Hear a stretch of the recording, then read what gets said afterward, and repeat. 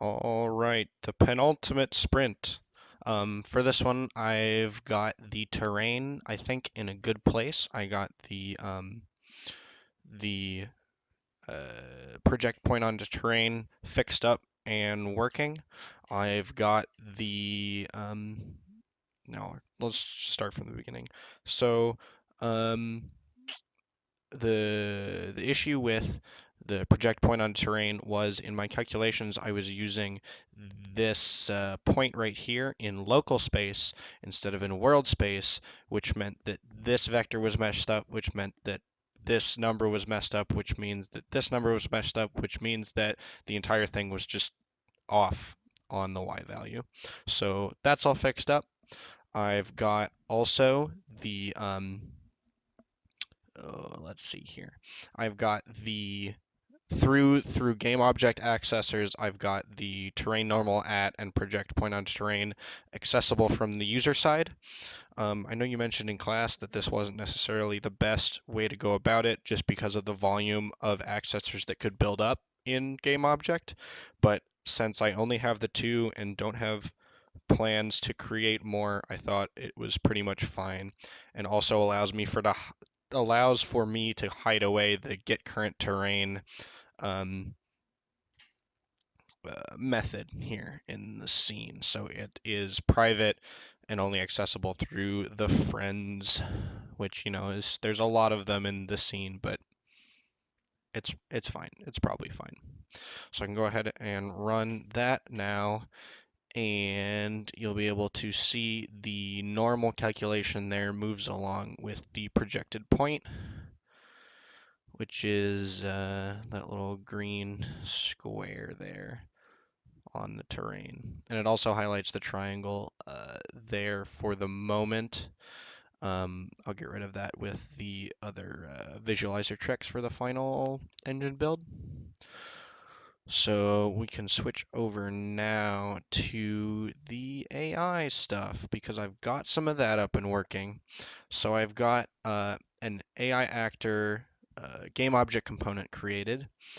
Basically, it's just a register, a deregister, a process that's automatically called through the scene.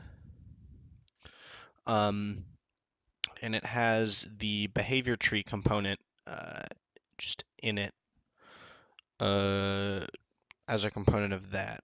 The behavior tree is just a essentially a root node that allows. Actually, why don't I just go ahead and show you that? Boop, boop, boop. Node root. So a root node is just simply a piece of code that allows you to attach sub pieces of code to it. So the process function here, all it does is process the sub goals of it. This allows me to basically use these nodes as Lego pieces and just connect them on to each other. So the behavior tree just has a root node can have new pieces added onto it. They'll just get put on the end of the sub goals list and be processed through in order. Uh, the the way the system is going to work eventually, at the moment, is it's set up but not tested, that you can recursively stack goals inside goals up to whatever level you want, so that each goal has a number of sub-goal processes that need to be completed in order for the higher level goal to be completed. At the moment, there's just one. It's the goal tester. As it gets processed, adds to an internal timer up to 120. When it hits 120, it returns that it's done and everything is fine. So for now, I have my AI tester that is an AI actor. It registers, it adds itself a goal tester, and that's it. So when we run this, you'll see in the bottom here, internal timer counts up to 120 and then stops. That's the basic proof of concept demo for the AI system.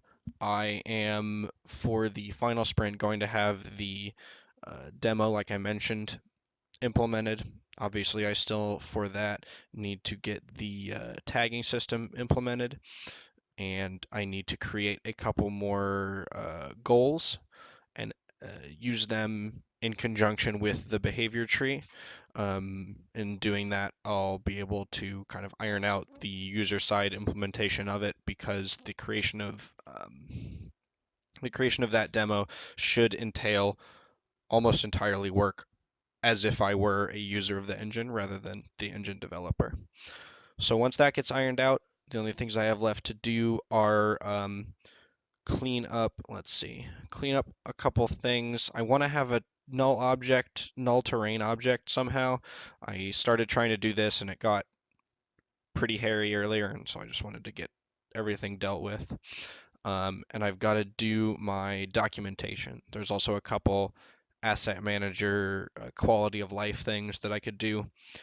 Um, some efficiency here. The base constructor, there's a lot of repeated code in the Quartz models constructors that I could, abstract away.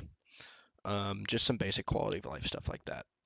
I think pretty doable, but there we have it. That's the roadmap for the last week.